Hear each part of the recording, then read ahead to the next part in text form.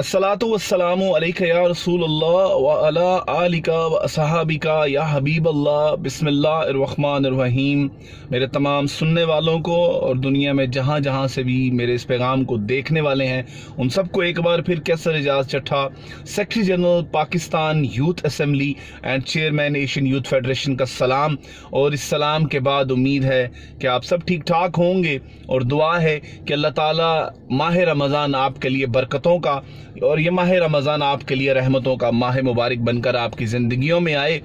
और उसके साथ साथ आज का मेरा पैगाम और आज का मेरा ये मैसेज और आज की मेरी ये बात मेरे लिए, मैं ये समझता हूँ कि सिर्फ मेरे लिए नहीं है, ये सिर्फ पाकिस्तान में बसने वाले पाकिस्तानियों के लिए नहीं है, बल्कि ये बात और मेरा ये पैगाम पूरी आलम इस्लाम के नाम है। मेरा ये पैगाम उन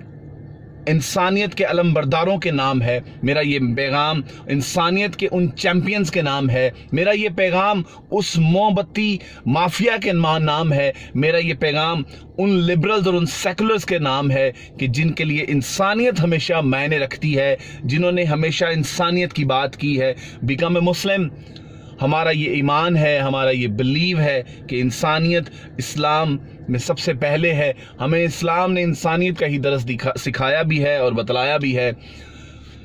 बात करने जा रहा हूँ मैं फ़लस्तीन की, बात मैं करने जा रहा हूँ फ़लस्तीन के साथ होने वाले जुल्म सितम की, बात करने जा रहा हूँ फ़लस्तीन में उस आहो बका की और उस दर्द की कि जो हम महसूस नहीं कर रहे, उस आहो बका की, उन चीखों की जो हम नहीं सुनना चाह रहे। मेरे नबी पाक हज़रत मोहम्मद मुस्तफ़ा सल्लल्लाहु अलैहि वसल्लम ने आज से 1400 साल पहले फरमाया था कि मुसलमान एक जिस्म की मानद हैं। अगर जिस्म के किसी एक हिस्से में तकलीफ़ होगी तो पूरा जिस्म उस दर्द को, उस तकलीफ़ को महसूस करेगा। पूरे जिस्म को उस तकलीफ़ को, उस तकलीफ़ की जो दर्द, उस तकलीफ़ का जो दर्द है, उस तकलीफ़ की जो तकलीफ है वो महसूस होगी। और इसी तरह मुसलमान भी एक जिस्म की मानद है। अगर दुनिया में कहीं पे भी किसी मुसलमान के साथ ज्यादती होगी, कहीं पे भी मुसलमान के साथ नाइंसाफी होगी, जुल्म होगा, तो पूरी दुनिया में बैठे हुए मुसलमान उस मुसलमान के साथ होने वाले दर्द को, उस मुसलमान के साथ होने वाले तकलीफ को, उस मुसलमान के साथ होने वाले जुल्म सितम को महसूस करेंगे, जानेंगे उस दर्द की कराहट क्या है, जानेंगे कि उस दर्द की तकलीफ क्या है। लेकिन अफसोस कि सद अफसोस कि आज का मुसलमान इस दुनिया की रंगीनी में खो गया, आज का मुसलमान इस दुनिया की मस्ती में खो गया। हमें ये तक भूल गया कि हमारे फ़लस्तीन में वो भाई जिन्होंने 28 मई को जब पाकिस्तान में एटमी धमाके किए, उन्होंने फ़लस्तीन की गलियों में मिठाई तकसीम की और मिठाइयाँ तकसीम करके इसराइल की आर्मी की और इसराइल की फ़ौज की आंखों में आंखें डाल कर ये बात कही थी कि अब आओ और करो हम पे वो जुल्म सितम जो तुम पिछले 70 साल से हम पे कर रहे हो। क्योंकि हमारे पाकिस्तानी भाइयों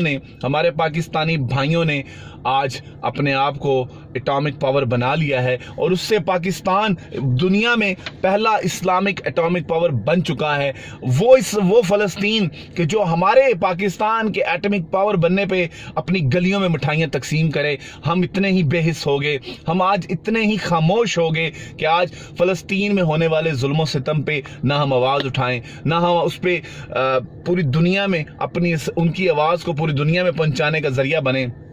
और उस वो पाकिस्तान कि जो बड़े फ़ख्र से पूरी दुनिया में ये कहता है कि मैं पाकिस्तानी एक ऐसा पासपोर्ट होल्ड करता हूँ कि जो पूरी दुनिया में किसी मुल्क के पास नहीं है, जो पूरी दुनिया में किसी मुल्क के किसी शहरी के पास नहीं है। क्योंकि मेरा पाकिस्तानी पासपोर्ट मुझे क्लियरली ये बताता है कि this passport is not valid for Israel, क्योंकि हमने इसराइल को कभी मुल्क ही तस्लीम नहीं किया। और आज जो जुल्म बर्बरियत वहाँ पे अमेरिका और इसराइल मिलके वो जुल्म बर्बरियत की जो तारीख रकम कर रहे हैं वो किसी से ढकी छुपी नहीं है। फ़लस्तीन में होने वाले जुल्म सितम, फ़लस्तीन में होने वाले मज़ालिम, फ़लस्तीन में होने वाली शब व रोज़ कत्ल गारत की जो वहाँ पे तारीखें रकम की जा रही हैं, मैं ये समझता हूँ कि हम मुसलमानों के लिए लम्हा फ़िक्रिया है। मैं ये समझता हूँ कि हम मुसलमानों के लिए सोचने का मकाम है कि हम इतने ही गए गुजरे हैं कि बर्मा में अगर कटे तो मुसलमान कटे, कश्मीर में जान दे तो मुसलमान दे, अगर फ़लस्तीन में लाशें گریں گی تو مسلمان کی گریں گی۔ کیا ہم اتنے ہی بے حس ہو گئے کہ آج ہمیں اپنے مسلمان بھائیوں کی نہ لاشیں نظر آتی ہیں، نہ آج اپنے مسلمان بھائیوں کی آہو بقا نظر آتی ہے، نہ اپنی بہنوں کی لٹتی ہوئی عظمتیں نظر آتی ہیں،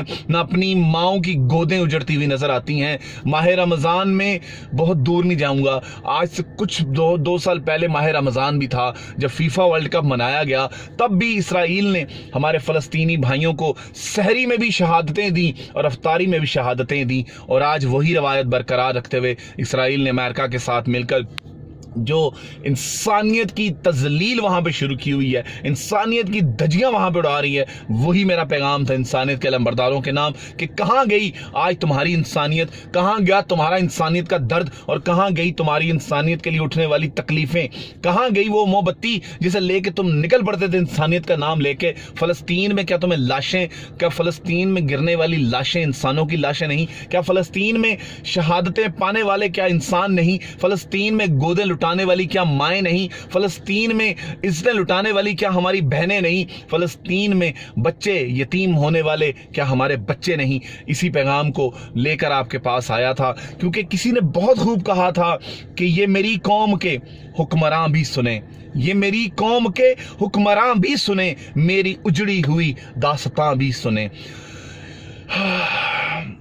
فلسطین کے بارے میں یقین کرے بات نہیں کی جاتی، فلسطین کے بارے میں یقین کرے نہیں بولا جاتا۔ کہتے تھے کہ یہ میری قوم کے حکمراں بھی سنیں، میری اجڑی ہوئی داستاں بھی سنیں، جو مجھے ملک تک مانتے ہی نہیں، ساری دنیا کے وہ رہنما بھی سنیں۔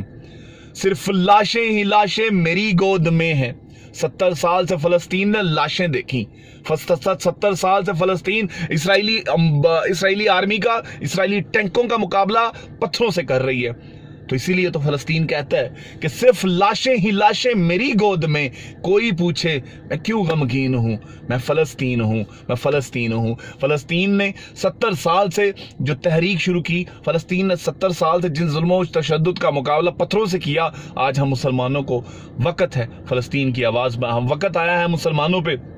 کہ ہم فلسطین کی آواز بنیں، ہم فلسطین کے لیے آواز اٹھائیں۔ خدا را ہاتھ جوڑ کے کہتا ہوں، اپنے مذہبی اختلافات کو بھلا کے، اپنے فرقہ واریت کے اختلافات کو بھلا کے، اپنے شیعہ سنی کے اختلافات کو بھلا کے فلسطین کی آواز بنے، اور انسانیت کے ان علم برداروں کے نام بھی کہوں گا کہ جو پیرس میں تو ہونے والے بلاسٹ پہ اپنی ڈی پیز پہ پیرس کا جھنڈا لگا لیتے ہیں، اور جو نیو یارک میں ہونے والے بلاسٹ پہ نیو یارک کے ساتھ انسانی ہمدردی کے تحت افسوس بھی کرتے ہیں، اظہار یکجہتی بھی کرتے ہیں۔ خدا را ہاتھ جوڑتا ہوں انسانیت کے ان علمبرداروں کے نام بھی کہ جو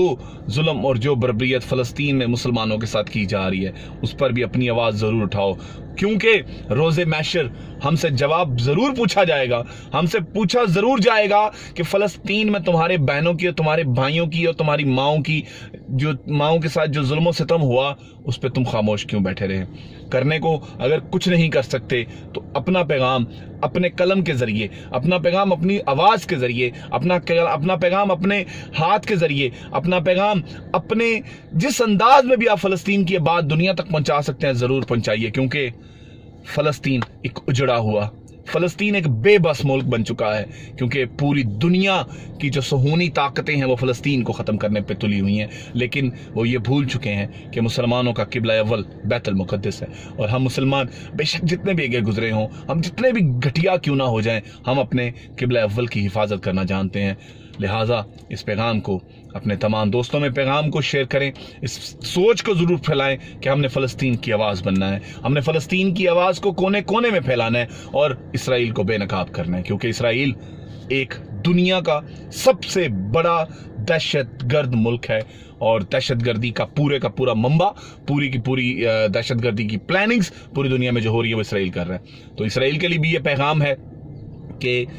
فلسطین کے ساتھ ہم کھڑے ہیں اور انشاءاللہ کھڑے رہیں گے۔ اللہ تعالیٰ ہم سب کا حامی و ناصر ہو، اللہ تعالیٰ فلسطین کے مسلمانوں کی مدد فرمائے، اللہ تعالیٰ پاکستان میں اور پورے عالم اسلام میں مسلمانوں کی مدد فرمائے، اور رمضان کی برکتیں ہم لوگوں کو لوٹنے کی توفیق عطا فرمائے۔ اللہ تعالیٰ آپ سب کا حامی و ناصر ہو۔ پاکستان زندہ باد۔